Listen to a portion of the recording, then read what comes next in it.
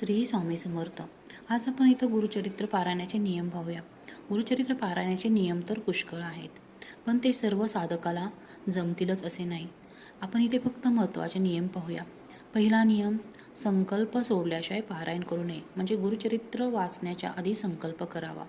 दुसरा, गुरुदेव, गुरु, माता पिता यांना वंदन करूनच पारायणास सुरुवात करावी. तिसरा, जर औदुंबरच्या वृक्षाखाली वाचन करणे शक्य असेल तर ते केल्याने अधिक उत्तम. चौथा नियम, वाचनापूर्वी संध्या गायत्रीचा जप करावा. पाचवा नियम, स्नान केल्यावर अंगाला भस्मलेपन लावण्यास विसरू नये. आणि सहावा नियम, सतत नामस्मरण करावे. जेवढे नामस्मरण तुम्ही कराल तेवढे दत्तगुरूंची कृपा तुमच्यावर होईल.